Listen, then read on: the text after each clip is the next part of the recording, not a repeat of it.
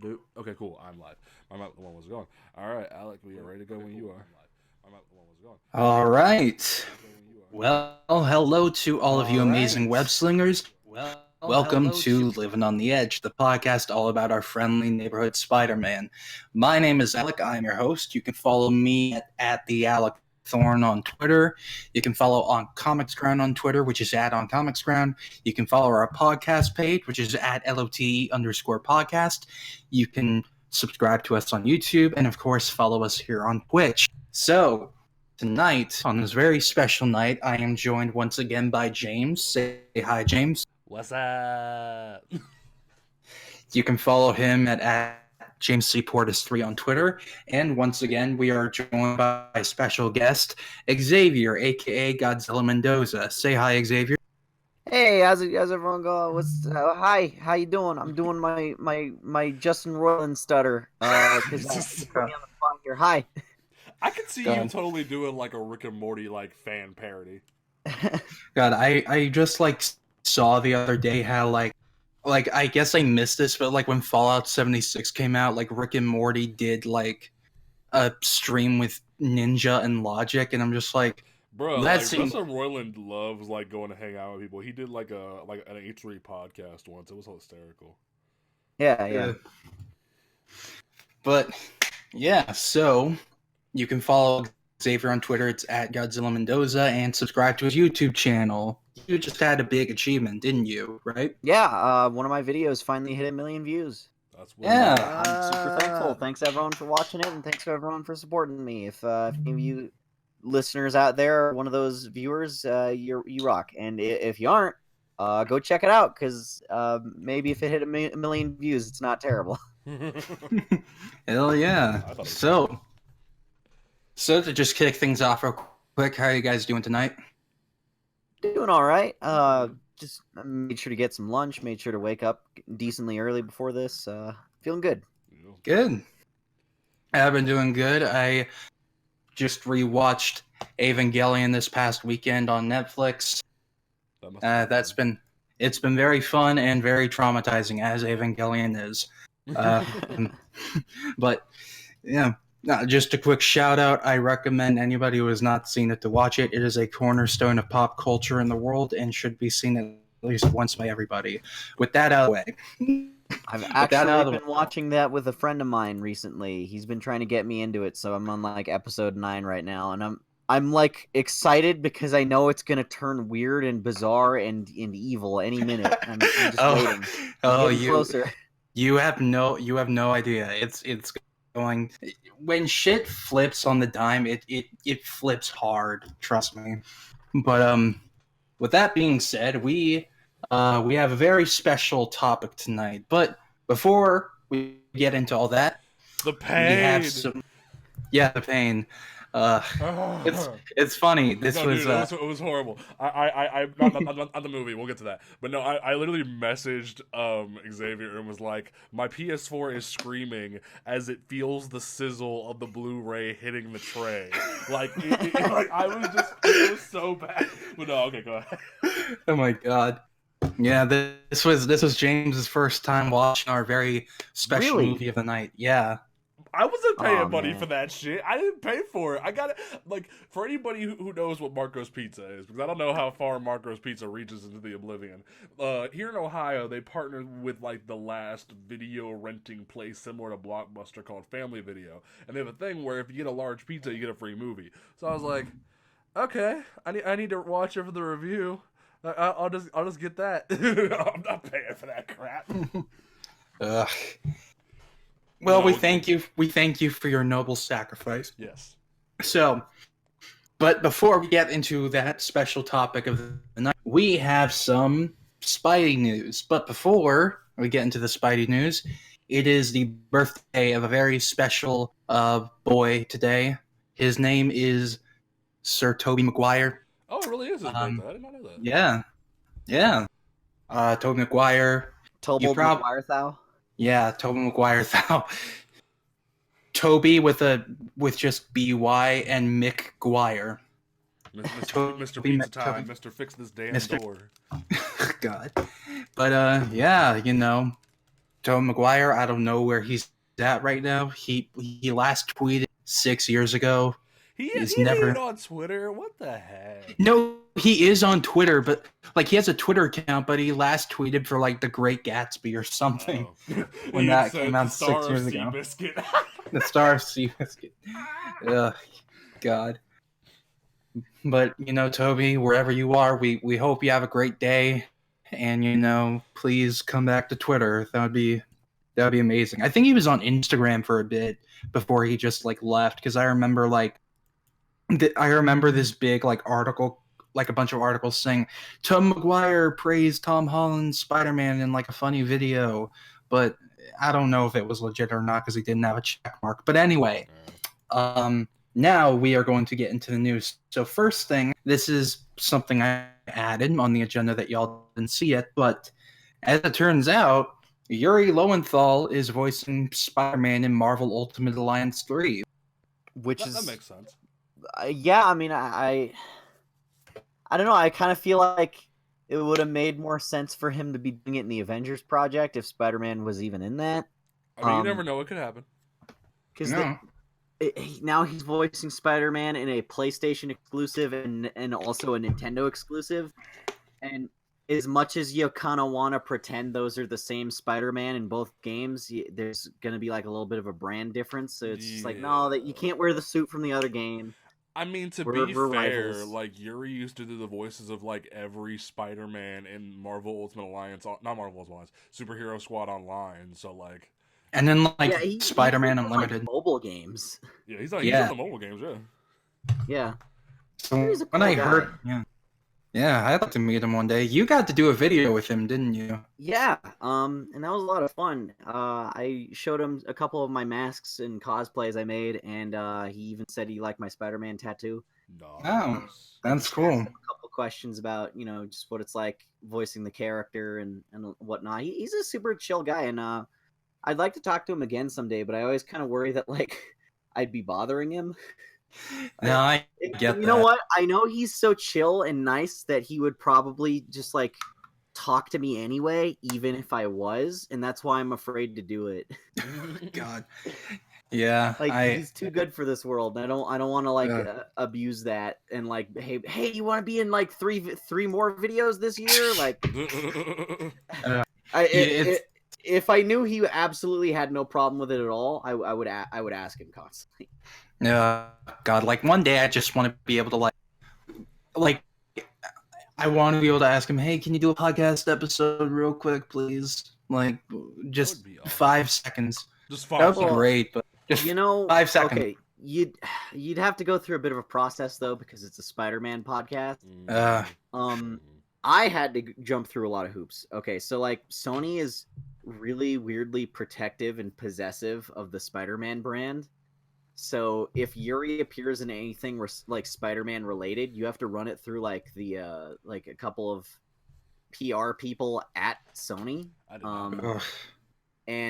So actually like that's why I was gonna have him be in a review for the Spider-Man PS4 DLC, and even like saying some lines as the character. And apparently that would have been such a big no-no and such a huge pain in the ass to get through that I was like, okay, well, I got this other video I'm working on where I'm talking about a Hulk game, and he was just like, sure, why not? I could do that. And he was kind of the one who suggested doing it in that video. That's funny. But when I tried to ask for him to be in the Spider-Man DLC video, I emailed one of the PR people at Sony. She was on maternity leave, so I got switched over to another person who was like their backup, and she was on a business trip, and then she got back and then said, okay, what kind of questions are you going to ask him? And I was like, it's not really an interview, it's just more of him saying like a funny line. And she's like, regardless, send me a script for it. And then they just ended up not getting back to me, and I was like, man, it's been like 3 weeks, Yuri, what do we do? And he's like, I don't know, I'm tired of waiting, and I kind of want to just like go for this. Do you got another video that's not Spider-Man that we could just do? I was like, all right, yeah. That's pretty cool. Yeah. But yeah, shit, that sounds like a lot of... Best of luck to you, because he also has to be very careful what he says, because he's under so many NDAs. Jesus if Christ. you were to get him on here, and that's the thing. Another friend of mine has another Spider-Man podcast, and he was actually able to get Yuri on the show. He just went through the process, as long and annoying as it was, and he had to be very diligent about sending Sony emails going, hey, can you show up? Can he be on it? Can I ask him these questions? Hey, just if you're annoying about it, eventually they'll cave. That's just the advice I get for everything. It's like I went to my orientation for my new school last week. And basically, some credits from my old schools wouldn't transfer over completely. So I asked hey, what the fuck do I do about this? And they're like, yeah, if you just annoy the fuck out of your advisor enough, they'll just do whatever you want. And I'm like, well, shit. I'm like, well, they should probably just do it all regardless, because I worked hard for those credits and spent thousands of dollars. But it's okay. They don't care about that. Yeah. What else has been going on this week? Yeah. So, one of the big news things that, admittedly, was kind of a letdown for some people was, so a week and a half ago, Marvel was counting down to something with letters, and they with numbers. Oh my god, this thing. And for some fucking in the hell of it starts the countdown at 4. Why 4? Why? They had to have known what the fuck they were doing. There's some jackass on the ad team who's like, "Oh, guys, I know it would be a great idea. This will get people really talking." And everyone else agreed with it and was like, "Yeah, this makes a lot of sense. Good idea."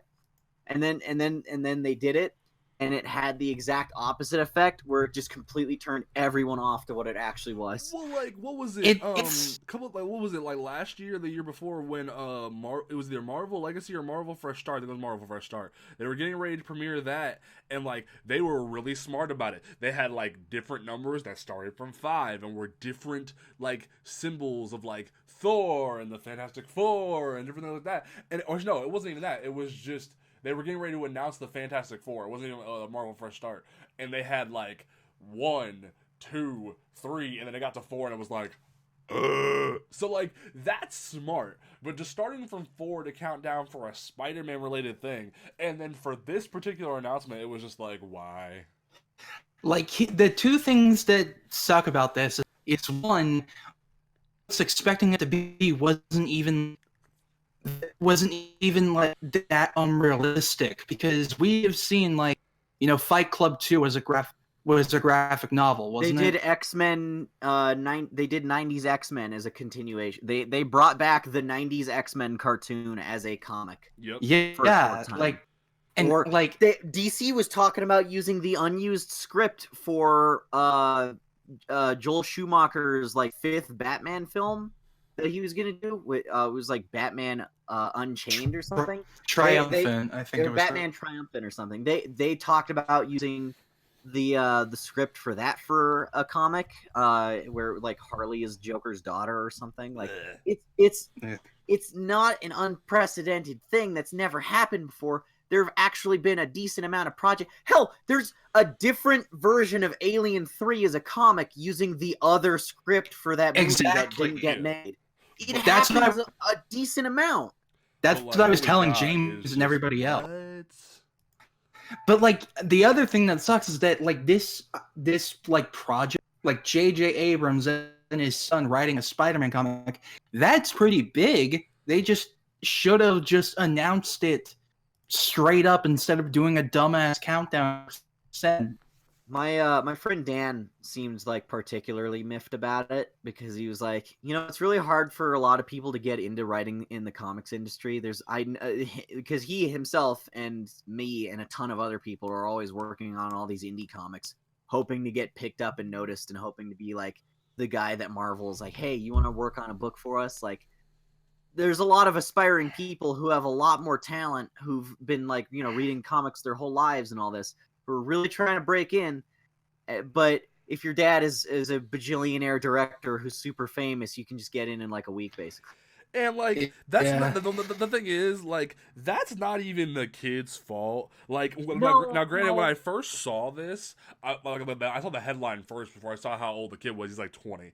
I saw the thing first and was Which like, is okay, the fuck. Ugh! like it was probably I'm 20.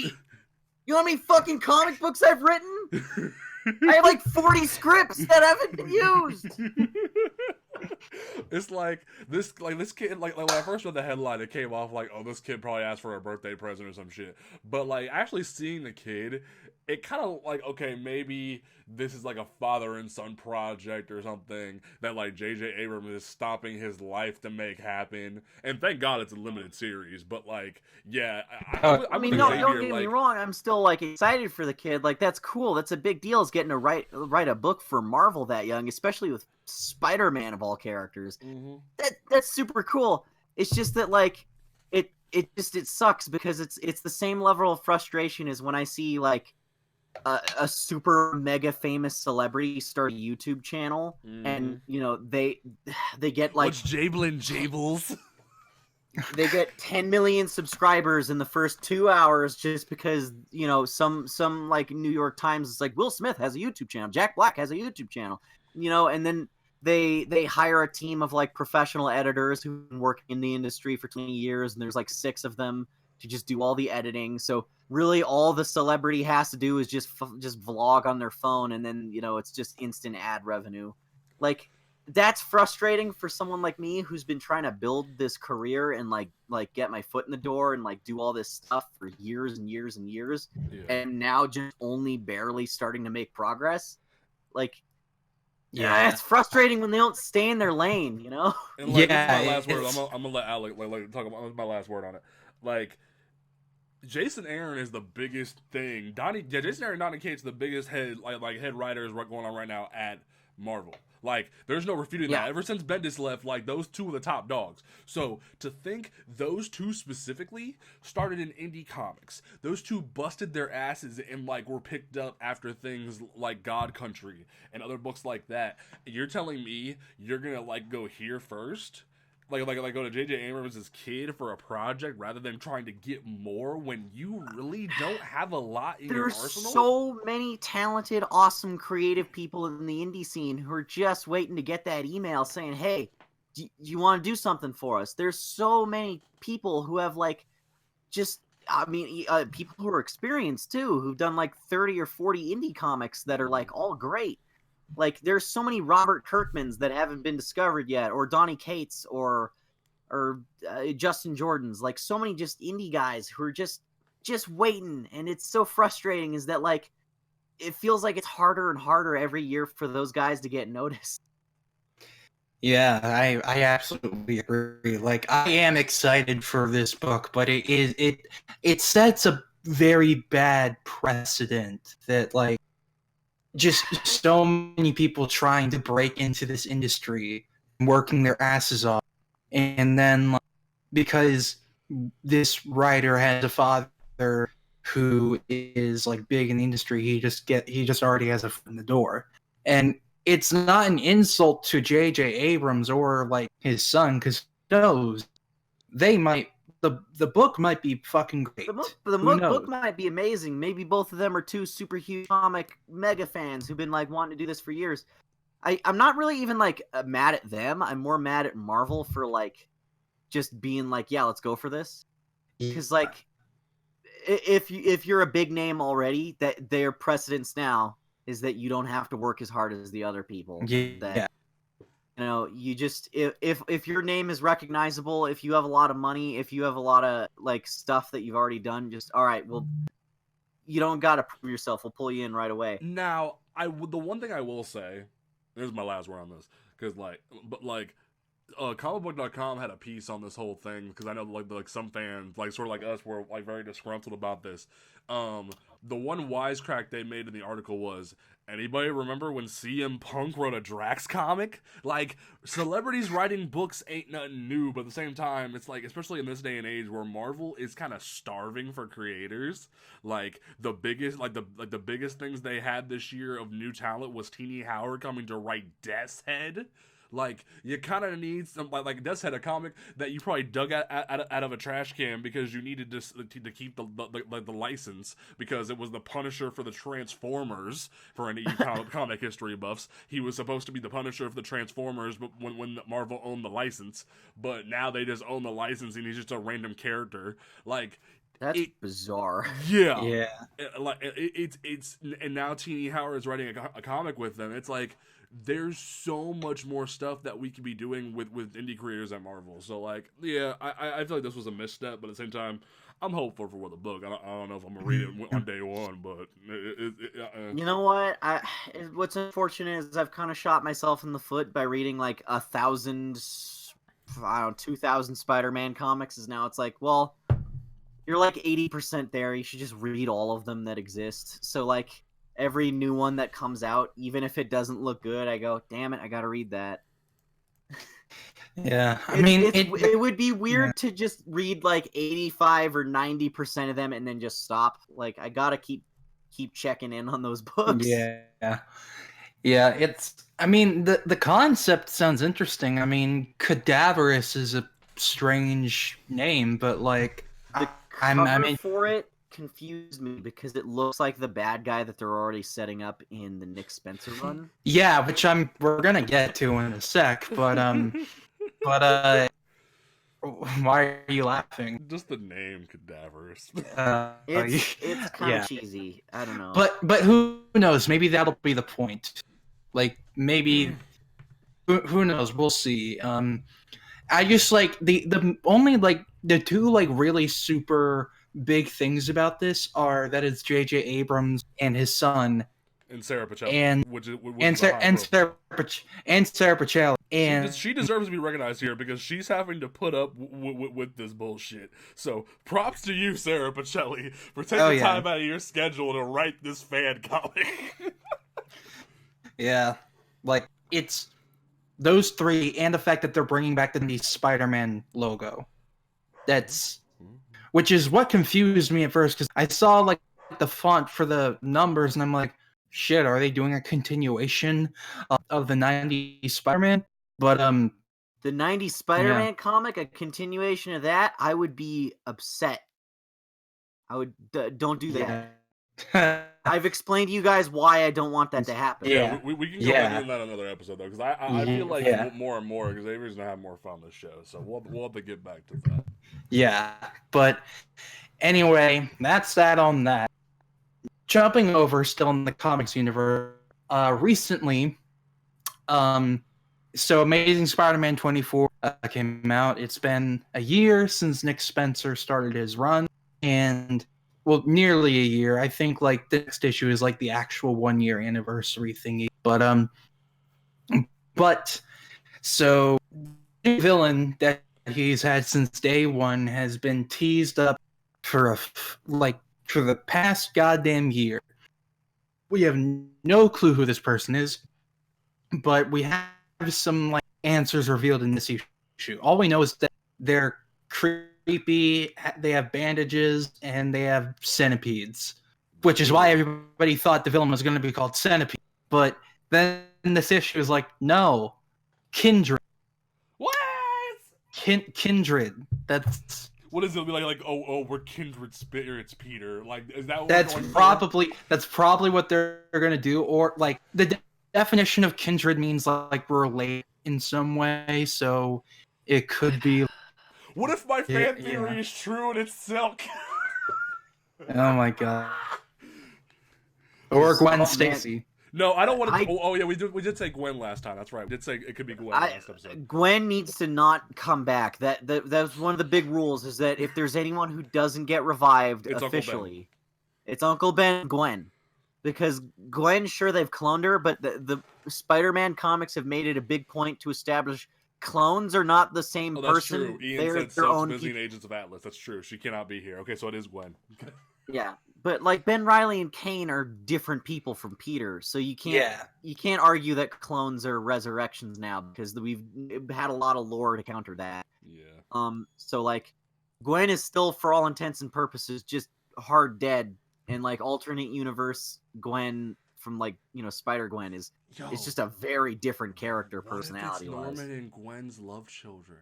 No. Oh shit! No. Oh no! Fucking No. I forgot about that. We are not bringing back sins past in this house. We are not bringing them back. oh, God. not Gabriel and Sarah. Yes. Gabriel is like the true villain of the story. The true God. story of Sarah Stacy. Oh God. I'm actually 12, but I look 25. Peter, let's do it. Oh god. Like, No. he's like, no, thank you. Oh God. Someone said in the comments what happened in Sin's past days and Sin's past. Oh God, truer words have never been spoken. Okay, so let me explain for all those like who are like listening to this and wondering what the heck we're talking about. So, like correct me if I get the details wrong, but there's this comic where apparently Gwen Stacy is alive or was alive, and at some point she got busy with Norman Osborn and had his love children twins who were then like able to like have like super aging or whatever, so they like I forget. He had okay, all right. So for more details, because I actually reread this very recently because I was looking for the page in it where Spider-Man just like absolutely goes insane and just cusses out a reporter, and it's just like 45 bleeps in one panel. It was hilarious.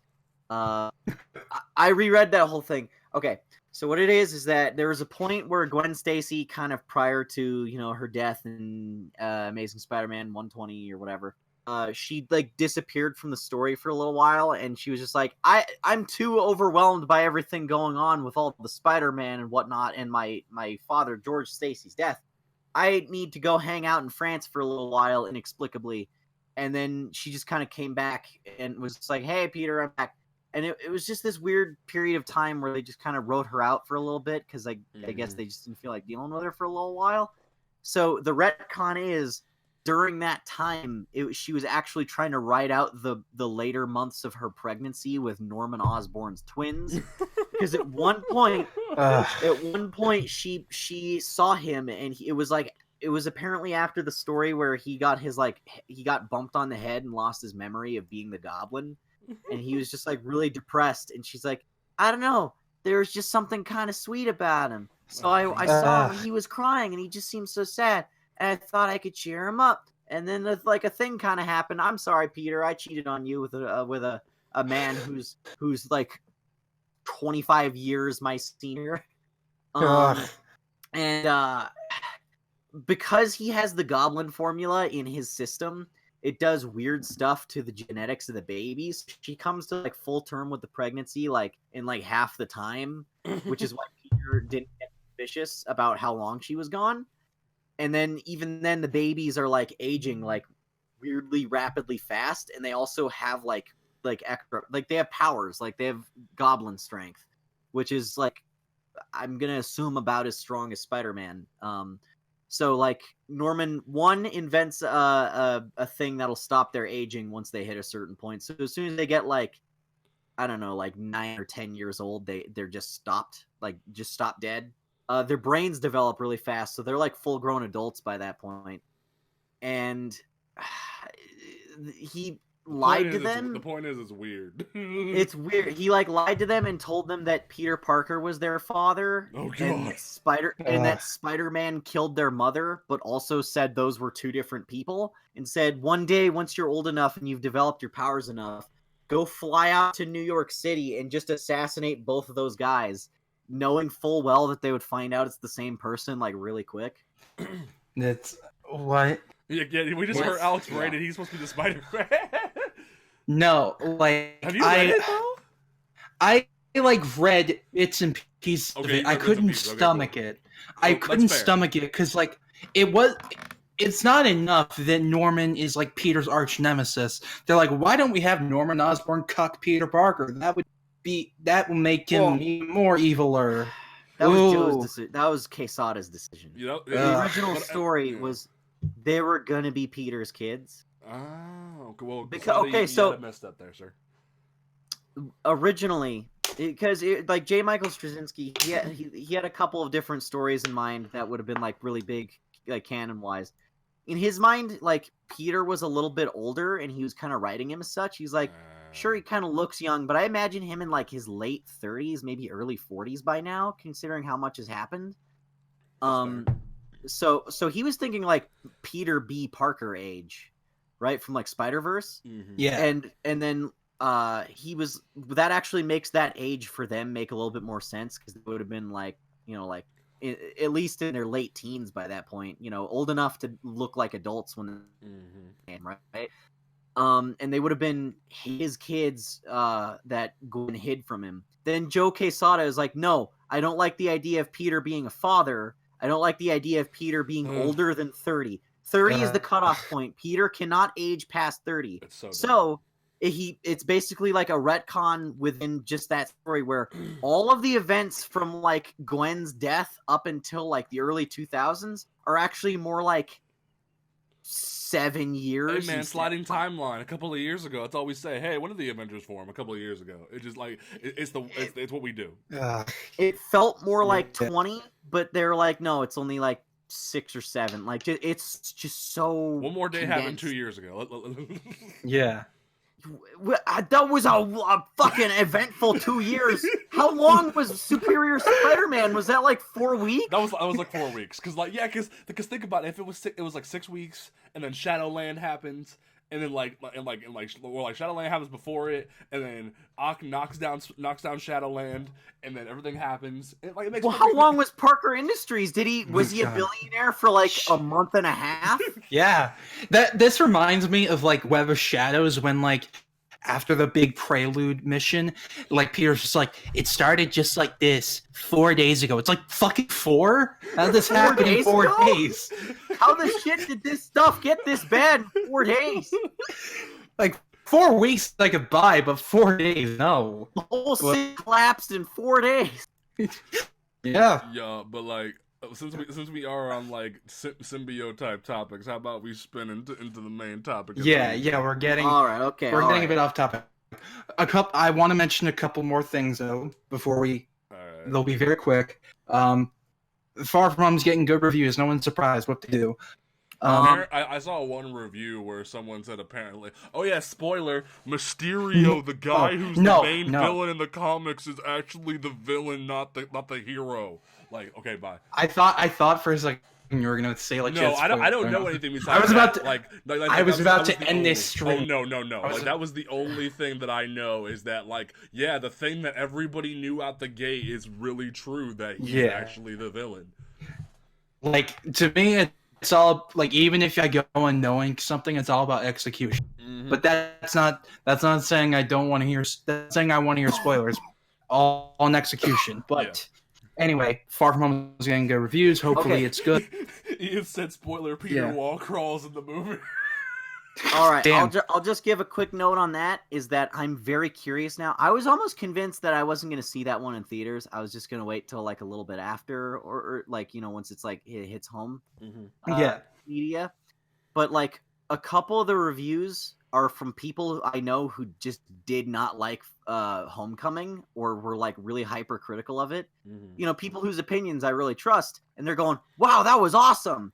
And I that's making me wonder, like, did they fix a couple of my problems with that first movie? Like, did they pull a Deadpool 2 and just kind of turn around some stuff that I wasn't happy with? Probably. Like, somebody I follow has said, like, this is still very much MCU Spider-Man. So if you're not, like, if you would just absolutely hate MCU Spider-Man, like, I'm not against MCU Spider-Man. No. Garfield that I hate. It's just specifically the things that Homecoming did that I just wasn't on board for, because it felt like it was trying too hard. Ned? Yeah, it was trying too hard to not be a Peter Parker story. Yeah, that's understandable. But so if there's a little bit more of actual like Peter Parker kind of stuff in here, then like sure, I can get used to stuff being different. I don't need Mary Jane's skin color to be the same. I don't need, you know, like fucking Quentin Beck to have a bowl cut. I don't care about the little stupid details like that. I mean, you can even give Peter a different best friend than Harry. Whatever. as long as the core of the character is right, all the other stuff is just like icing. And also, don't steal from other characters. That's exactly what I said. Like in the episode we did about Homecoming. We had our Homecoming episode a while back, and like literally, I was like, okay, change everything. Just don't steal from Miles, and I don't care. That was my whole big thing. Yeah, he's like at this point, he's wearing what is like a half Peter, half Miles suit. Yeah, that's like half Ditko, half Miles. But anyway, so I'm curious, and I think I'm definitely gonna go see it in theaters because the amount of like praise I've seen from people who were really, really not okay with the first one is making me think, okay, they must have done something different this time around. Yeah, that has me at least curious. Yeah, so that comes out on Tuesday. Hopefully, it's good. We'll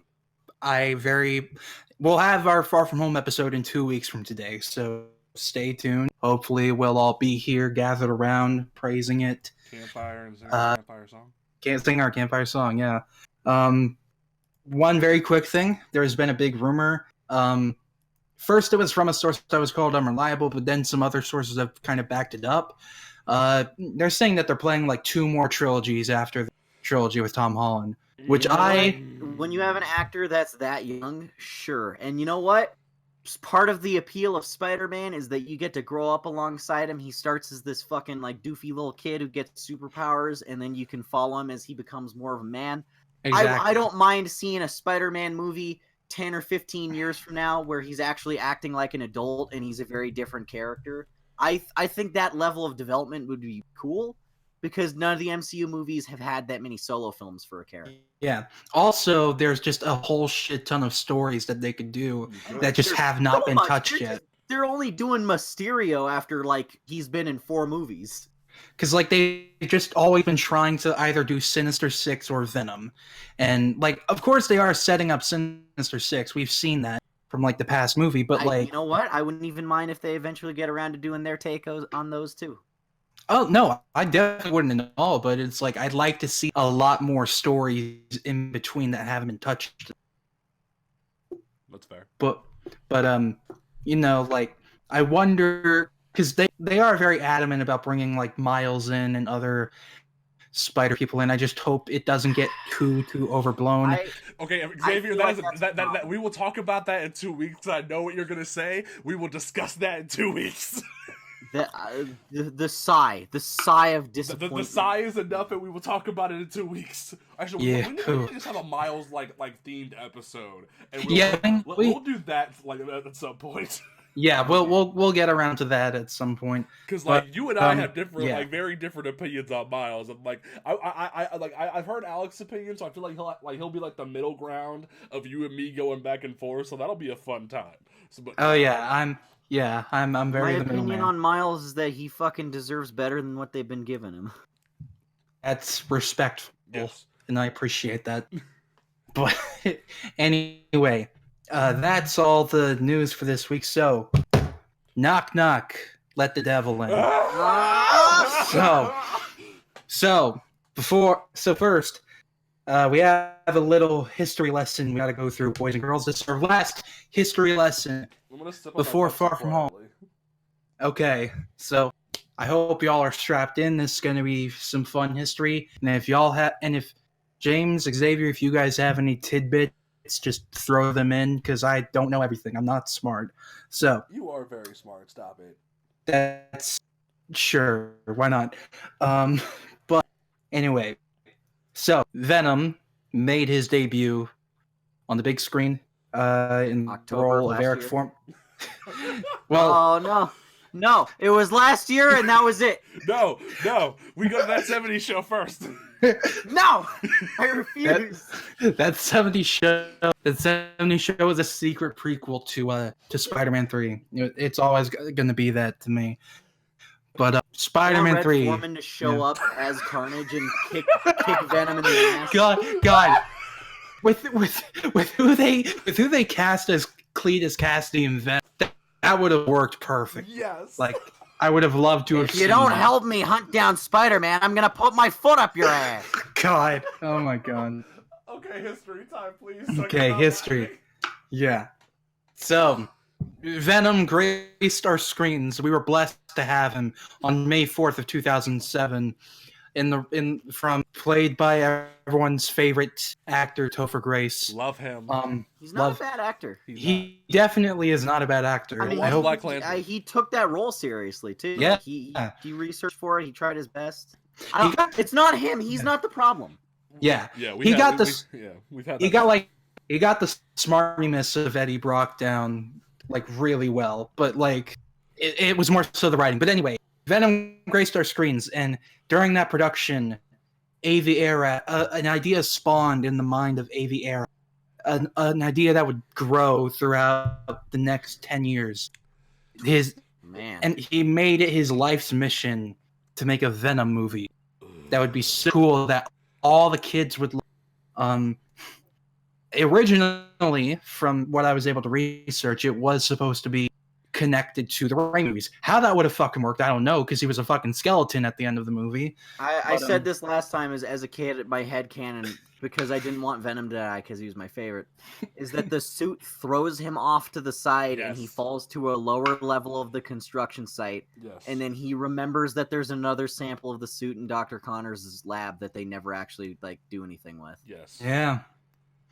I'm okay with that. As a little kid, I was trying to think, I was making headcanons for how this shit could go. I was trying to figure out how Deadpool could have gone from the fucking silent Baraka piece of shit to the real guy.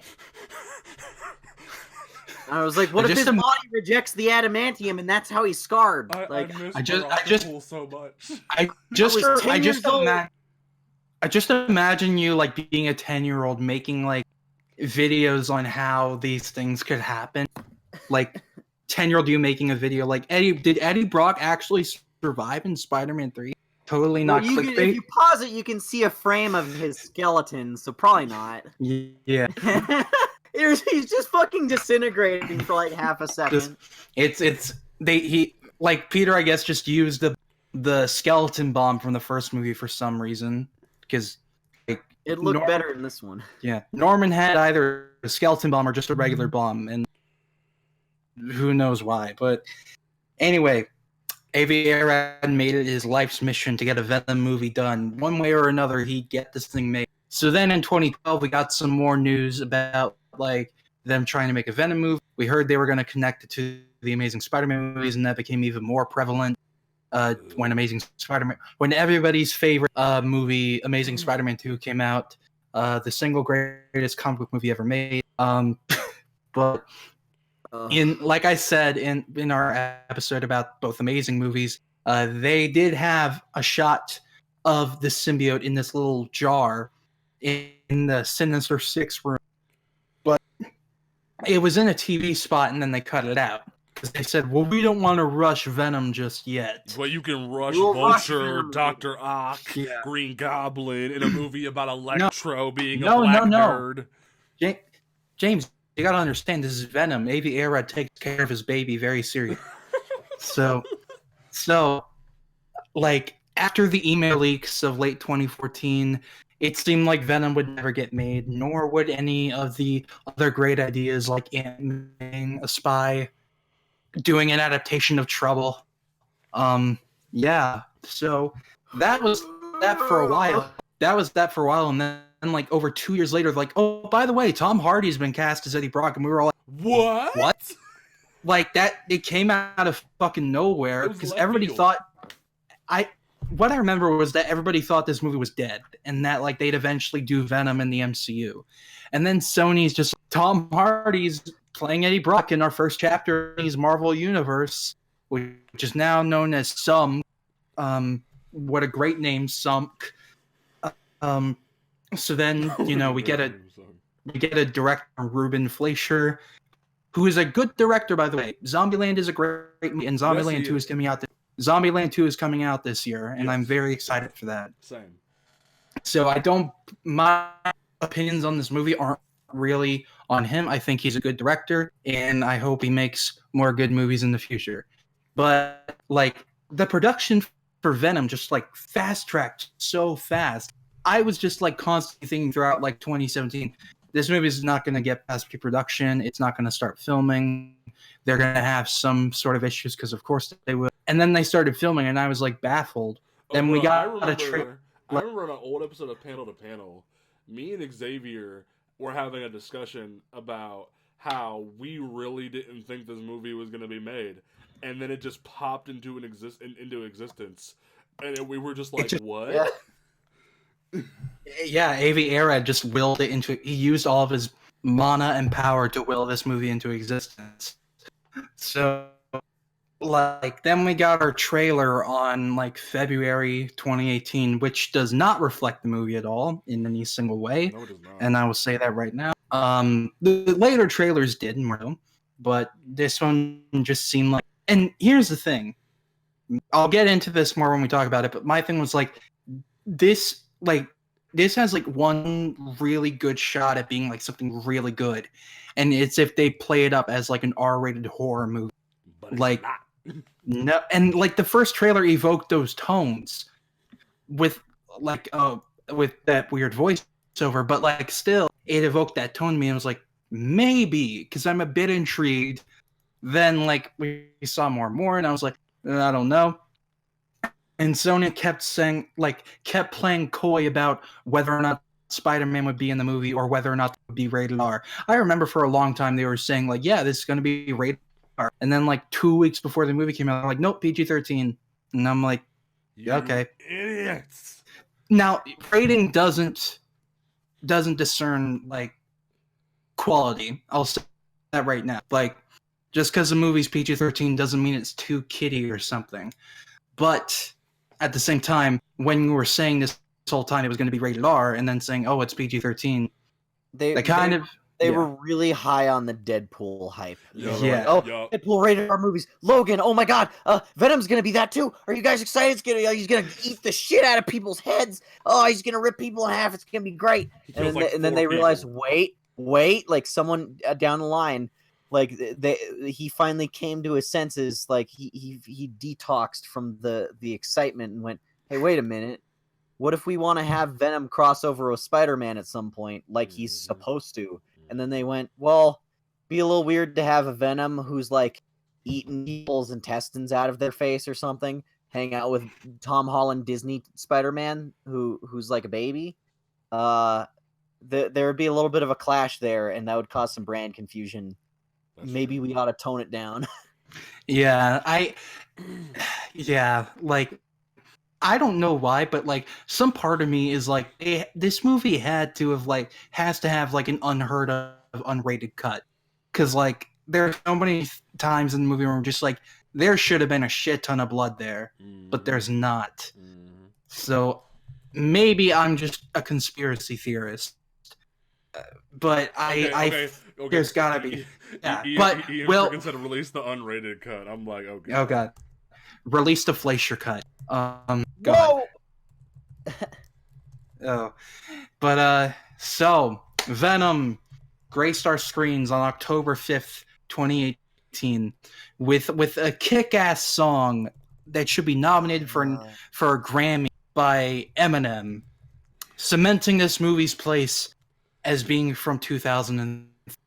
So, Venom. The song he did for that Denzel Washington movie was better. What Denzel Washington movie? I can't. The Equalizer. I forget what song he did for The Equalizer. The Equalizer. I haven't seen that, but I've heard it's good. The song was much better. So, Venom. I'll let go first because I feel like I'm not gonna be able to hold the damn like literally like you are Doctor Strange holding up the dam right now. I need you to take your moment before I go in. So, okay, Venom. It happened. It definitely happened. It existed, and like, here's the thing. I'm more mellow on it now. I used to be like super against it and super like, I'm not giving Sony my money. Sony is a terrible company. Spider-Verse came out like 2 months later, and you're like, oh, I want to give Sony all my money. Yeah, then I saw it 5 times in theaters. Yeah, you gave them more money than you had to. Yeah. God. What I did is that I used my employee discount to get a free ticket to see Venom with like 2 of my coworkers. Nice. So we all saw it, and our consensus was, from what I remember, if this was not a Venom movie, I probably would have liked it a whole lot more. Because here's the thing. While I don't think Tom Hardy's like as like he's not as like used to his full potential as he usually is in this movie. He did well with what he was given, and like I don't blame him for those very, very, very comedic moments, because that's probably just all in. This movie was written by the writer of 50 Shades of Grey. Remember that. So yeah. So when we see Eddie jump Have either of you into, even like, do you know what 50 Shades of Grey is about? That's not a comedy, man. I mean, it's laughably bad. Does that count? It's to my understanding that 50 Shades of Grey, the movie, is like. Well, no, that's what the book is. But like the movie makes an honest and earnest attempt to try to improve it ever so slightly. It's okay. Yeah. Would you be able to make a good movie out of that? No. Honestly, all right. Tell me.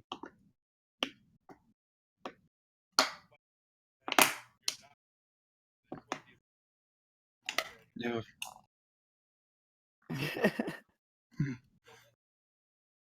Oh, okay. So, as I said, I do not blame Tom Hardy for scenes, for beautiful pieces of cinema, such as him jumping into a live lobster tank and eating live lobsters, or eating very old chicken out of a trash can. I don't blame him for scenes like that, because he acted the shit out of those scenes. He did like the most he could with. Yeah. It's times during the movie where I don't like. There are times in the movie where I get like, okay, this is supposed to be intentionally funny, and there's other times. Yeah. Thank you for saying Churches, because it's the superior restaurant, and Popeyes wishes it was as good as Churches. I live. Holy shit! Oh man, like, give me a high five right now. Yeah. You can tell I live in I'm like the outsider here, because I live in the fucking South, and I've never ever heard of Churches. Oh well. Oh well. Yeah. We need chicken to supplement the wheat. Yeah. It's all an industry. So, yeah, like there's.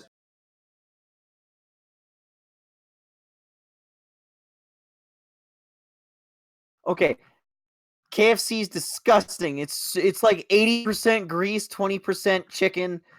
It makes me sick every time I eat it.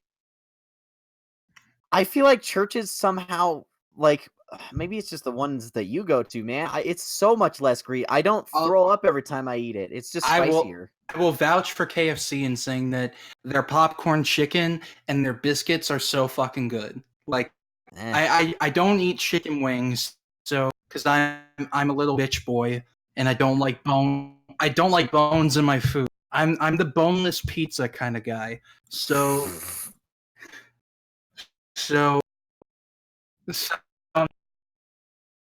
God. Yeah. Back to Tom Hardy. Tom Hardy was dedicated to scenes that any other actor would have been like, this is too stupid, I'm not doing this. Yeah. And to be fair, he also had a couple of freakouts on set going, the things you're having me say don't make sense. I need someone to come in and write better dialogue for this. He cared. He stormed off set a few times and had his own personal dialogue writers come in and like retool scenes, because he was like, these are not good, and I'm not saying this. Oh my god. Because it's the writer of 50 Shades of Grey. That's why. Oh my god. But he does like his damn. He didn't just play Eddie Brock. He voiced Venom too, and He has a lot of range because I couldn't even tell until someone Yeah. told me like after that. I was like, who did Venom?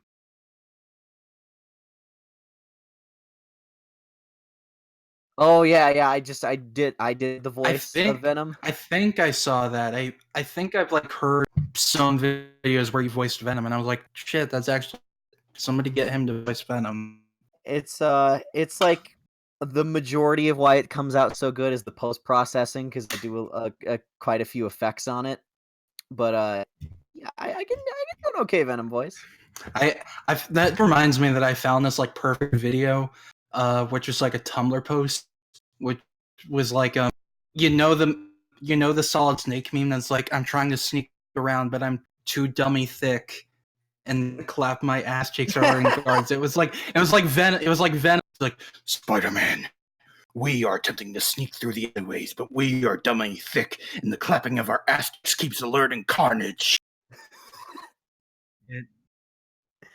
Okay, back on track. Nice try. What color do you bleed? God. But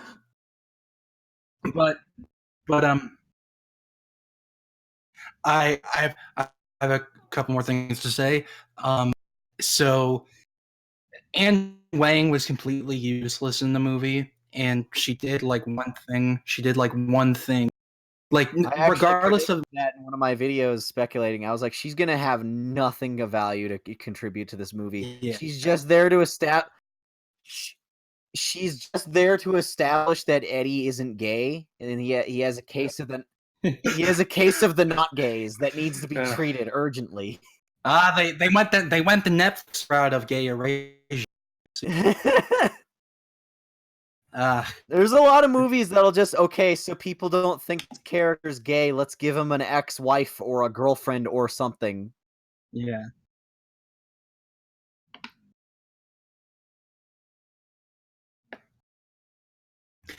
I mean, there's that meme I've shared around a lot that's like, we are here, we are queer, get used to it. No, spider. It's just that meme where Venom's just smiling and saying gay right.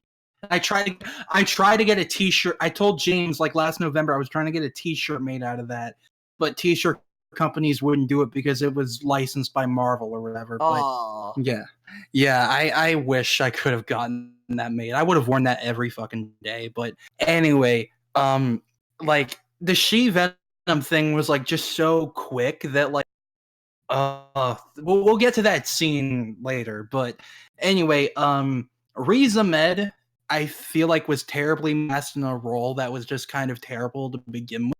So it's like, I don't know. It's difficult because it's like, I feel like he was miscast and this role was written for somebody. No, here's the thing. Well, I mean, that character in the comics just is like a pretty lame one-off villain.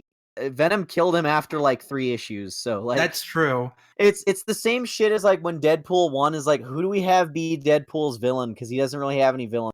He fought this one guy named Ajax for like 3 issues once in the 90s.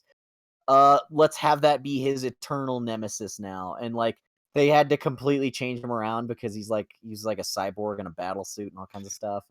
It's just like when you get these more obscure characters who don't have like a villain, like, you know, with Spider-Man, you have like this, you're spoiled for choice. But when you pick someone like Deadpool or Venom or like Morbius, it's like, well, who did they fight that wasn't another character's villain or just wasn't another hero? Yeah. Like that's, if they did a Spider-Man 2099 movie, he'd fight Flipside, who he fought for 1 issue. No. Or Scorpion. No, they wouldn't want to confuse everyone. or Scorpion 2099. Which is the same person. They're both Con Stone. Oh God. But yeah, my thing. So, elephant in the room. Woody Harrelson as Cletus Cassidy. Ugh. Okay.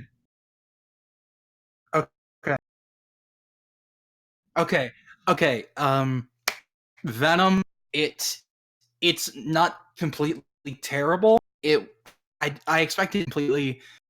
Like, I initially expected it to be completely terrible, but I'm just like it's probably just going to be generic and kind of weird, and that's pretty much what it came across as to me. There were a couple like good moments, like the mask cutscene that's like perfect. That's like totally Venom. I love that. But the action scenes were pretty good. definitely. Some people were saying that they had a hard time following them visually, but I didn't have that problem. I thought the action scenes were like they reminded me of like the Ultimate Spider-Man game where they took away the spider powers and just let him have like the symbiote be his main thing. Yeah. I thought that worked. Like the only thing that I couldn't really follow to was the finale, just because the two symbiotes looked so similar to each other. Like one was just like sort of gray. So I feel like that's just a design. I can understand how some people could get mixed up in that scene. I was okay with that one. I didn't have a problem telling who was who in that scene. But like I understand for people who like spend less time watching bullshit crazy action movies with a billion CGI effects colliding into each other at once. Yeah. Maybe my brain has just been hyper trained to deal with that visual assault, and like that's why it registered for me. Okay, you went to the Michael Bay School of Sensory Attacks. Yeah. Yeah, but basically Venom is it's generic and kind of dull, but at the same time it's harmless, and that's you can ask from movies that it's harmless, but anyway, it didn't damage the brand of Venom forever. Yeah, because I mean the Donny Cates comic is doing pretty fucking well. So I mean, it's like what is it? Is it like the top selling book at Marvel? Oh yeah, like that's fucking awesome. Is that Hulk is actually a character people is beating Batman and fucking Spider-Man. I need to read Immortal Hulk. It's good. I need to read it. Fuck, but anyway. So wait, James, do you think Xavier should go first? Because I know you want to rant. Okay. Yeah. All right. My general opinion of this movie is that if you just like Venom a lot and you're well aware of the faults of that character, because I'm not going to say like 90s Venom comics are high art or anything. They're pretty cheesy, bad 90s comics, but like there's a charm to them anyway. This movie perfectly encapsulated that charm. I feel like if you're a big Venom fan and you're like really like desensitized to the dumber parts of this character, this movie just is like that. This is exactly what I pictured in my head when someone said Venom movie, and I'm happy with it. I'm not gonna say okay. I'll look at it from two perspectives. As a Venom movie, it's pretty good. They nailed it. That's pretty much what those books are. It's just cheesy action, one-liners, goofy side characters, over the top, fucking action scenes with shit exploding and tendrils everywhere that gets hard to keep track of. Like love interests that don't really matter because like Eddie Brock has had like 3 girlfriends that no one remembers the name of.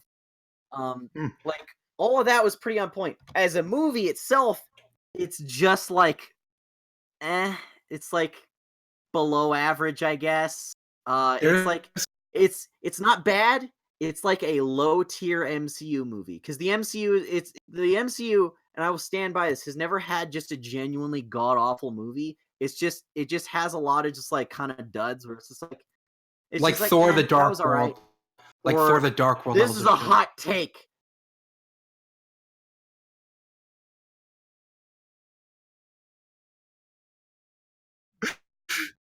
My hot take is that Doctor Strange was pretty disappointing. I think outside of visuals, Doctor Strange doesn't have a lot going for it. I have a soft spot for Doctor Strange, but like the comedy in that movie was so fucking forced. Like that's because it was all done in reshoots. They brought in like like Dan Harmon or someone, like some guy who's like a writer on Rick and Morty. Brought him in to write jokes for the reshoots because the movie was apparently too serious. So he would just add. He would add shit like Wong is listening to Beyonce on his headphones. Ha ha ha ha! I joke from like 2002. Fuck off. I was fine with that, but like the cape shit where like he has a fucking Aladdin carpet as a cape. and it's But like goofy. they did it better. They did it much better in Infinity War, I'll say, with the cape. Like, they did it much better in Infinity War, but got it. Yeah.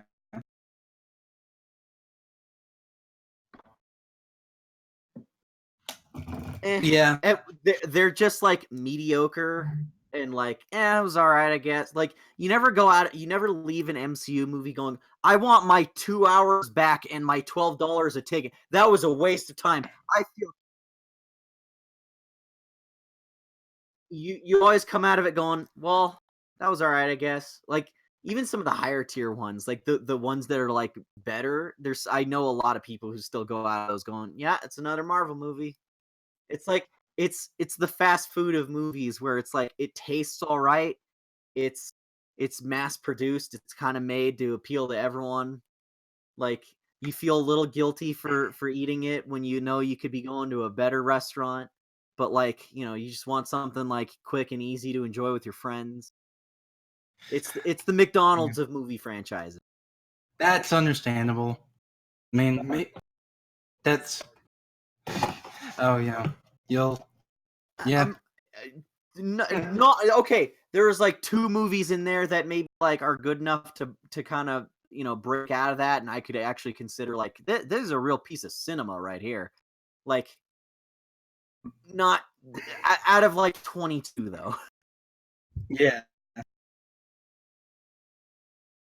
Okay, Venom is, I would say, on par with like the MCU movies that are like quickly forgotten, like Incredible Hulk or like fucking Thor 1, which, it's just like, it exists. Yeah, it's all right. So I wasn't offended by it.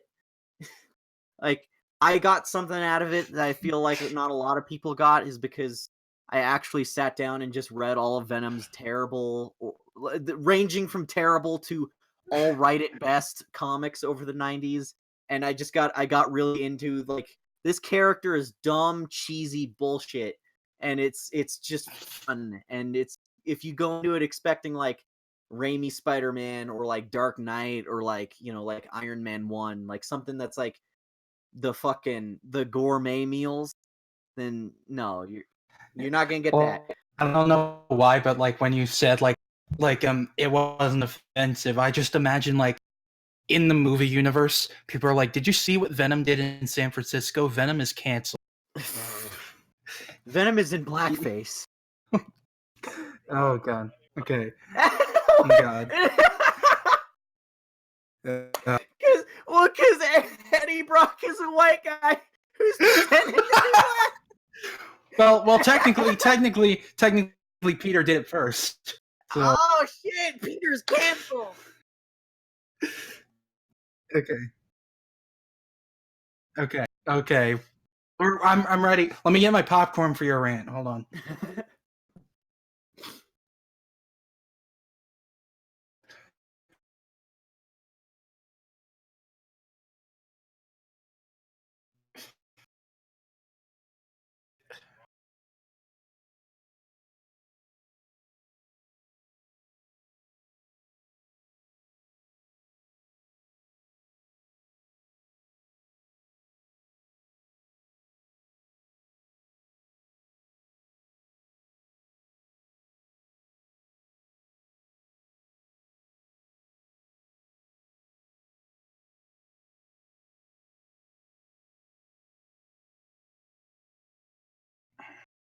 Pizza time. Make the joke. Just do it. Just say pizza time. Haha, pizza time. Yeah, there you go. All right, get it out of the way. Haha, the funny meme. Haha. Some fucking super clever guy in chat is gonna say it. Next to Bomb Squad.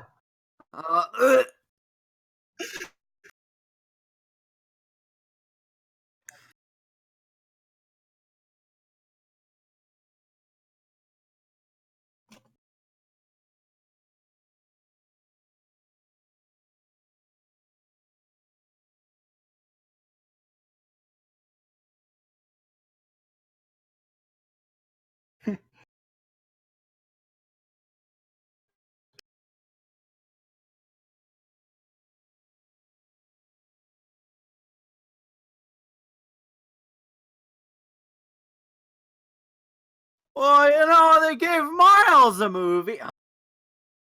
I'm sorry. I just wanted to hear your blood boil a little bit.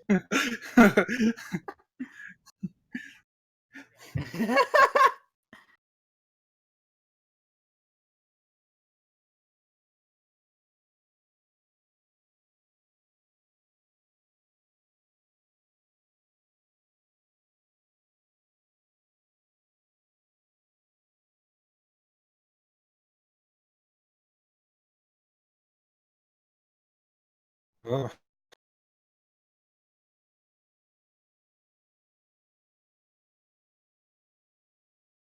Aw.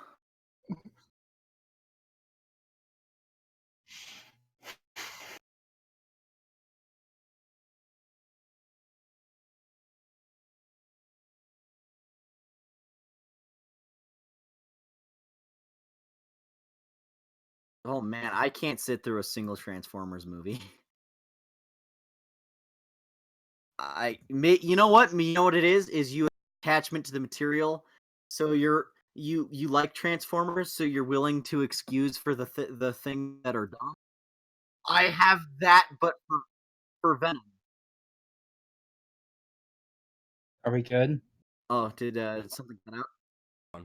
My mic audio was cutting out, and they couldn't hear me. Oh, I don't know how. Okay. So I don't know how long my mic audio randomly got paused, but Uh-oh. but for whatever. So let me back up a little bit. I don't like Tom Hardy as an actor. I'm more of a fan of Flash Thompson Venom. I've been reading Spider-Man comics for years. That's the background. Okay, so it was on for a few minutes. Okay, that's fine then. Okay. So I go into this. I try to put my Michael Bay cap on, and it's like where I turn my brain off and just watch, and even that wasn't working. I go into this and literally, even though I hate Tom Hardy with all of my soul because he ruined Bane, I enjoyed the stupid romance comedy of him and the symbiote more than the rest of the whole movie. The love interest is stupid. The villain is stupid. Like it just everything about this movie made my blood boil worse than Xavier making a Miles Morales joke. Like it just everything was just frustrating my soul. Oh god. And I hated it so much. But like whenever freaking Tom Hardy would come on screen, on screen, and Venom would be there, and I would just be like, okay, this isn't as horrible. But like, you know, there's that joke of like, oh, I started looking at my phone as I watched the movie. Like, I legit peaked my Discord for a hot minute. I was like, this isn't enjoyable. Like, this isn't even like B movie bad. Like, now granted, I will agree with Xavier that like at the end of the day, it's still like low tier MCU. Like, I remember it agreeably as much as I do Thor 1. Like, I remember enough to say that John Jameson got a cameo, but other than that, I fuck, I forgot about that. He did. Like, that's all I could freaking remember half the freaking time. Like the CGI had some bad points. Like, everything about this movie just like was rubbing me the wrong way. But I can humbly respect that at the end of the day, this and its impending sequel, because all the Dude Bro Venom fans went to support it, get their sequel. What are you calling a dude bro? This movie isn't for me. This was never for me, and that's fine. But at the end of the day, as a Venom movie, it doesn't do its job, and as a movie, it barely gets off the ground. Like, it's that really dumb thing of like the old lady saying she needs life alert on the floor. Like, I've fallen and I can't get up, because this movie wouldn't have even happened if Tom Hardy wouldn't have stormed off the set of Suicide Squad because Will Smith was getting a bigger paycheck than him. That's the only reason this movie happened, and you know it. Oh my god, I had no clue about that. Yeah, Tom Hardy was supposed to be Rick Flag, but he got mad that Will Smith and Margot Robbie were getting bigger paychecks than him. That's exactly what happened. He's playing Rick Flag. What the fuck do you expect? Oh my god. That's why he hopped on and was ride or die for Venom. Otherwise, we'd have got some unknown or something like that, or some random other person that could probably call Topher Grace back. But like, that's why. So I dislike him as an actor, but for the first time ever since Inception, I don't hate him in a role. So like, good job, Tom Hardy, for not making me hate you. I'm gonna give this a 5.8 out of 10 and humbly sit here. Okay, all right. Okay, so, what about that meaty post-credit scene with Oh, the biggest scene chewer? Get out of here! There's gonna be carnage. I made a tweet. I made a tweet like back in October, like a bit after it came out, and like at New York Comic Con or something, they were showing like Eddie's journal, saying like Cletus Cassidy was born in Brooklyn, New York, and lived there all his life. And I'm like, Eddie's journal says this, then Cletus Cassidy's like, yeehaw, there's gonna be carnage. I mean, to be fair, you're talking about the guy who directed Zombieland, who brought in the actor who played the badass from Zombieland to be a crazy badass. Like, the pieces line up real nice, but like that, and like even a couple people said in the chat tonight, that wig is the devil. Woody Harrelson, my god. I was like really on board with everything. Yeah, cool. And then I was like, oh, I bet they're gonna show carnage. Oh shit, that's gonna be cool. And then Eddie like walks into the hallway, and then it pans over, and I see the silhouette of that fucking Ronald McDonald clown wig, and I go, oh. Like, they could have just had him have no hair, or like have like what hair he had be red. Like, they could have just done that. No, but you know what they should have did? They should have called the other person from Zombieland, told him to grab his red wig and come to the set. That's what Jesse they should Eisenberg. have did. They should have called Eisenberg and been done with it. I mean, he did play Lex Luthor. Yeah, Lex Luthor, quote unquote, Lex Luthor. I still say his interpretation was the best thing they could have did. They just needed to give that boy a suit, give him a robo suit. He'd have been fine. I liked him in the Justice League post-credit scene. I'll say that's all I'll say about that. But no, I like the idea, but I hate who's playing Carnage, and that's where I'm gonna leave that. Like, it's like, this just goes back, like, when y'all say this is like a low-tier MCU movie, I agree in this department, because it's the thing where it's like, for the first movie, you have the, like, it was not that interesting at all, and then in the sequel, you have the real villain. Ooh. And, like, it's so weird, because I feel like Woody Harrelson would have been better as Carlton Drake, and Riz Ahmed would have been better as Cletus Cassidy. Like, it just, like, Riz Ahmed feels like his... Woody Harrelson should play? Woody Harrelson should play Taskmaster. Yo, like, no, that would be... I'd be down for that. I mean, they already have Taskmaster for the Black Widow movie. The set photos just came out today. Yeah, he looks like Lord Zed from Power Rangers. He looks like Lord Zed and Darkhawk had a kid. But there were, like, more clearer ones came up, and it's like, okay, it looks a bit better, but he needs to put the fucking hood on. Why doesn't he have the hood on? But anyway, like, it just feels like Carlton Drake was a role written for like a 50-year-old dude, and Riz Ahmed is this guy who looks like he's 25 playing. They're like, let's make him like one of them fucking young hotshot Silicon Valley kind of guys, like Mark Zuckerberg or something. And like, I forgot my joke. Dang it! I've been ranting. I had the perfect joke to explain Riz Ahmed. Dang it! Go on. The one scene I liked Riz Ahmed in was a scene where he was talking to the little girl near the beginning, and he like gave her the pin. That was like actually well done, and it made me think, oh, they might do something deeper with his character. Then they're just like, no, he's just a wacko who wants symbiotes. What do you do? Like Riz Ahmed's character, I forget his damn name. Like Carlton Drake. Like, he was like, not only was Carlton Drake just poorly written, Riz Ahmed was the wrong person to have that role. So you have a guy with 2 feet, like a 2 left feet, trying to ride a bike that needs 2 right feet. Like it doesn't work. That's not my original analogy. I had a better analogy, but I forget it because I was trying to explain it to Alec before we started the show.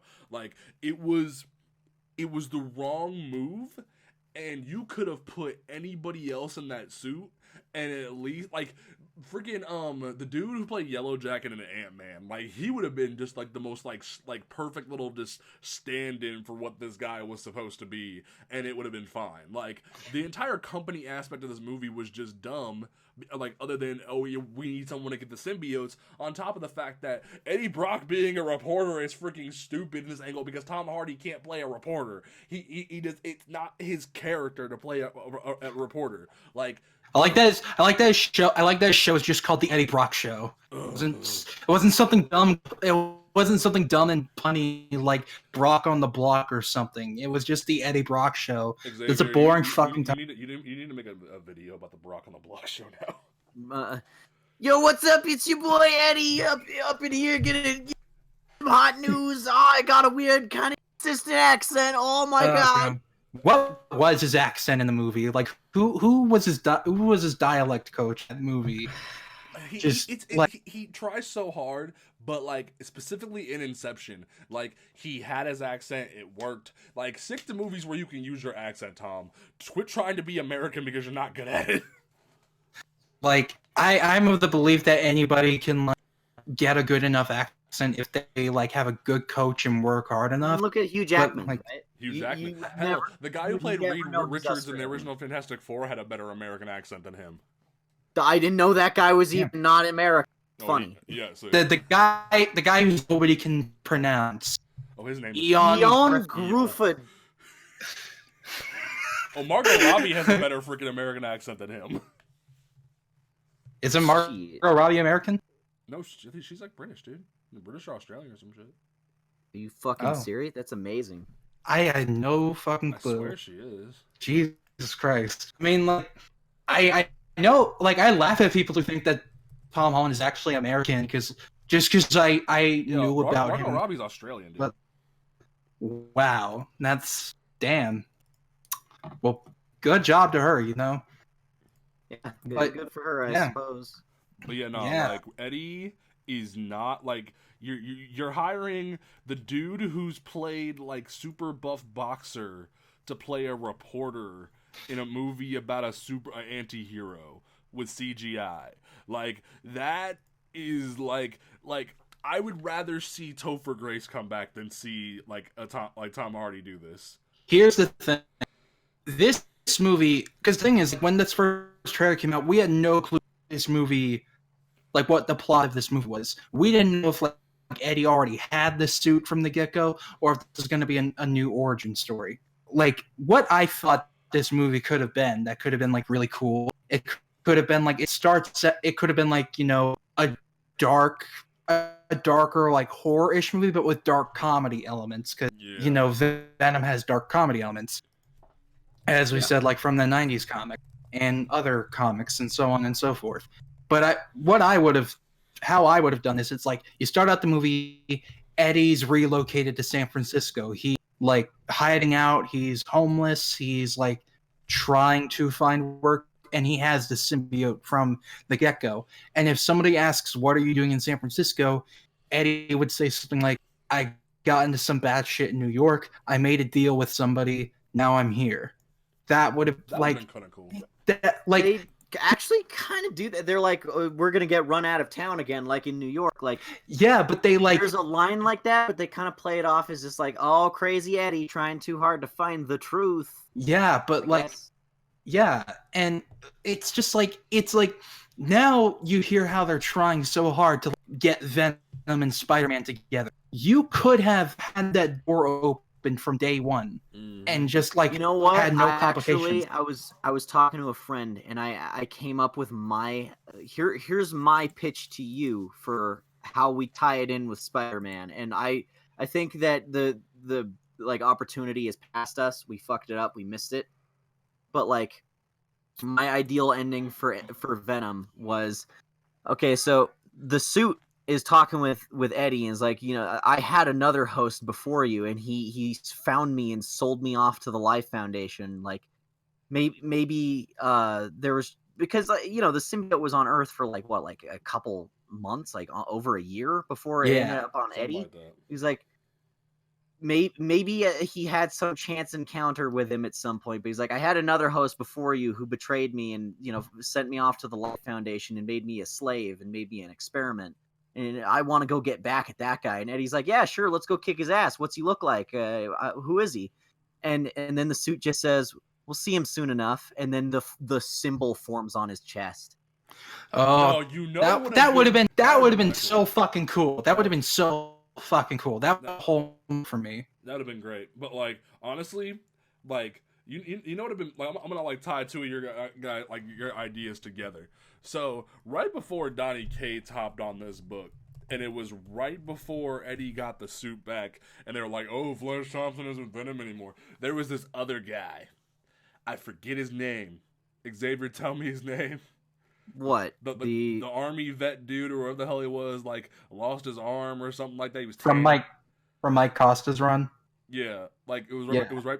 You know how I'm talking about though. Like there was a different guy who had the Venom suit, and like, are you talking about Lee Price? Lee Price, this guy. Okay, so like Lee, like got the symbiote. The symbiote's like, nah, man, I've been a hero for a while. I've been doing this thing up in space, and like I have this new origin and whatnot. And it was really cool. And he's like, no, we're gonna do bad things. We're gonna do bad things to bad people. Like that would have been a great thing to do, where it's like Eddie made some bad calls, and then come Venom 2, you have Carnage whoop his ass. And then like Eddie just loses the symbiote to Carnage, and the symbiote finds its way to Peter for a Homecoming sequel, and then you know what you do? You give Eddie the anti-Venom suit. That's exactly what you do. Ugh. Like, there's just so many different ways they could have made this work, because they desperately want this to happen, and they just did not think about it clearly. This movie goes so out of its way to disconnect Eddie completely from Peter. There's like a tiny little sliver of a window that says maybe Peter got Eddie run out of New York just in the Daily Bugle, but not as Spider-Man. Ian in the chat had a great idea, like have Hammerhead or Tombstone or somebody kick him out. That'd have been a great idea to get him out of here. All of what you just said cut out. What? Yeah, what'd you say? Ian had an idea in the chat where he said like have Tombstone or Hammerhead be the one to kick Eddie out of town. God, yeah, like the Spider-Man movies aren't using those villains. Yeah, probably. Yeah, like it's God. Like there's just so much potential for this to like be something like. But it wasn't a thing. And like, I was fully ready to like be proven wrong. I wanted to be proven wrong, but like, because that first trailer, while it was kind of generic, it intrigued me, and I was like, oh, if they're going in like this direction, it could be really interesting. And then it was just a low tier MCU movie. But hey, we got Morbius next summer with Jared Leto, everybody's favorite actor, and Matt Smith being totally over by his agent. The only way that Morbius the Living Vampire could be anything good is if somebody at Sony came over and shook hands with Marvel to make Tyrese Blade. But they're not doing that. He's a random cop, and it pisses me off. You had one shot to backdoor a return for Blade, and you didn't take it. Like, freaking Tyrese has been bitching up a storm for years that he wants to be a superhero, and what does he do? He plays a cop in a peripheral Spider-Man character spin-off movie. And I am so irritated. 3-picture deal for that. It's so sad. He's like, from what he said, it seems like he thinks he's in the MCU. Nope. And like he done got duped. That just, well, who knows? You never know. Maybe Morbius will fail and he'll get a get out of jail free card. Oh god. And he's gonna end up like Michael B. Jordan crossing over to the next franchise. Like, here's the thing. I don't wish for movies to fail. No. Yeah, no, that's not what we do here. I caught myself a couple times being like, man, I hope Venom. No, I shouldn't wish for that. That's dumb. Like, there's a lot of people that need to get paid, and I shouldn't wish for a movie to fail just to spite or whatever. But like, it's just like I don't. There are just some movies where I'm just like, this should not have been made, and I want to see it, and I don't care for it. Or this could have been so much better. This could have been so interesting, but like, it just feels like a missed opportunity. And like, here's the thing, Sony, in my opinion, was way too fucking impatient. Because here's the thing, they could have like used their like connection with Marvel that they have now. They could have like used the hell out of this and like be like an actual partner with Marvel to make movies about Spider-Man related characters. Like, they could have waited a good few years until like Tom Holland Peter was in college and like then do the symbiote story and then do a Venom movie that they like get the funds from, and they could have co-produced this stuff with Marvel. But it's just like Sony thinks about like the short term and not the long term. Yeah, and that Sony had DC syndrome. They popped it off too early and thought they were all that in a bag of chips. But now you got Silver and Black that's canceled. You have a Craven movie that's apparently happening. You have this freaking Morbius movie, which and Ian just said in the chat, if there was one Spider-Man peripheral character that you could probably make a spinoff and actually hand it to somebody that deserves a better movie than what he's currently doing, give it to freaking Spike Lee. Give me a Prowler movie. Or hell, have Spike Lee do a Blade movie and then come talk to me. But no, like it frustrates me because if they would have just signed the deal, and even if like Venom was destined to always be PG-13, like, now granted, he should have killed more people even if it was off screen, because we didn't get that many deaths and it was kind of annoying. Yeah. There was so much potential here, and they just could not wait. They're like it almost feels like the child who got beat up at school. Or actually, no, the best analogy, and Xavier will understand, it's like Dark Souls. They kept getting their ass kicked, and then they came back and got one win, which was Spider-Verse, and then they kept going and they keep getting their asses kicked. And it's like, they see Venom as a win too, because it made $800 million at the box office. It made as much as like Home, so it's like they see like that as like a double whammy win. And I'm just like, Sony's gonna get cocky and they're gonna fast track a bunch of movies that are probably not gonna happen, because I feel like Morbius is gonna fail, because the only people who are like interested in that are people who see like that group of people who like hate the MCU much that they'll be like, we're gonna go hype up this other Marvel movie made by another studio. That's so dumb. Or Jared Leto fangirls that still exist for some reason. Like they still exist, and I'm like, how? After all the stuff that happened on Suicide Squad set, how's this the thing? But God, Matt Smith, he needs to fire. He needs to fire his agent. He's apparently in Star Wars. We don't know who he's gonna be. That is like the one win he's gotten. He's such a good fucking actor, and like his producer's like, what about Loxias Crown, the evil Morbius? And it's like, no, hire him as Reed Richards or something. Get him. Well, you guys didn't like him as Skynet? In his 5 minutes of screen time in Genesis with a lot. You're like way overdoing that. That wasn't minutes. That was seconds, man. Oh God. You got paid a lot of money to show up for like no time at all that day. Yeah, he was on set for like a week, they said, but I'm like, no, it had to have been a day. Like, God, like he could be like a great Reed Richards. He could be a great Nightmare. There's just like so many fucking roles. I still want Krasinski and Blunt to be my new Mr. and Mrs. Richards. Oh no, I agree, but it's like if they can't get them, then like Matt Smith is like my second go-to choice for Reed. But like he could play fucking Plastic Man. There's like he could play Hal Jordan. I think he could play Hal Jordan. I think he'd be a good Hal Jordan. But that's the point is, there's just a lot of roles he could play, and his agent's like, you're gonna play Loxias Crown.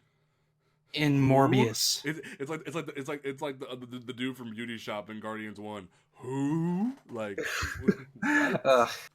God, it's but so why don't we go we ahead gotta and put a bow on this? Yeah, let's tie this up in a neat little bow. And so, final thoughts on Venom from you guys. Not from me, but I'm glad you guys enjoyed it. I don't know. I'm not gonna pretend I would be like super depressed or sad if they didn't make another one. I appreciate it for what it tried to do because I feel like in that regard it did a handsome job. I guess I'll say I have a different opinion from you guys about all the dumb Sony reboots and spin-offs and whatever. Is I think as shitty as a lot of them might be, they're necessary evil because for every Venom there is a Spider-Verse. For every X-Men apocalypse, that's a hell of a coin to flip, my listen, friend. If for every Venom there's a Spider-Verse, for every X-Men apocalypse there's a Logan. What are you saying? You don't like Logan? No, but X-Men Apocalypse. Yeah, exactly, right? God, so like, they're I'm a like necessary evil. It can't all just be MCU everything. I like that there's at least enough variety, that there's at least some people trying like more obscure characters that people don't really get to hear about. Like, I appreciate that it's not all just MCU stuff. I'm fine with there being weird outside bullshit. I would be fine if they said, yeah, we're going to do Kraven's Last Hunt and it has a different guy playing Spider-Man and it's just not the MCU. That would be fine. That would be cool. I'd want to see what their Spider-Man is like. That's absolutely fair. And it's funny. I'm one person I know who actually likes Apocalypse. So... But, I'd rather go watch Ivan Ooze in the 90s than see him in 2016. But anyway. Yeah, but yeah, you make a great point because everything shouldn't just be one continuity in one like verse because that means like no variety. And like, God, it really is like a double sword. It's like for every, like you said, for every Venom and Morbius, there's going to be a Spider-Verse. But the thing I fear is that Sony's going to drive that into the ground too. But just cause I have trust issues with franchises that start off good. We'll see how Jumanji does this December because that trailer is supposed to come out getting soon. A sequel to Jumanji? Yeah. What? It's coming out this December. Yeah, it's called Jumanji: The Next Level. All right, okay. Well, that is officially where I need to go end this and go watch a good Spider-Man movie because that sounds like a horrible idea. Yeah. What I'll say about Venom is the whole movie is just one big meme. That's like okay, that's fair. That's like what I take it as, and that's how I enjoy it as being a giant meme. Because it's like every piece of advertising that came out for him, just like this is god tier meme material. Like you can make so many out of this. Like when the Eminem song was announced, like me and my friends were all laughing and just like making so many different memes about it. It brought joy in some way, and that's what I'll say. Like it hasn't caused a lot of harm. It exists, and it's you know what, it's passable as a good time at the movie, but I have no desire to see it again. And I'll only see Venom 2 because I need to see Woody Harrelson chewing all the fucking. But there's gonna be carnage. I got me one of them alien costumes, Brock.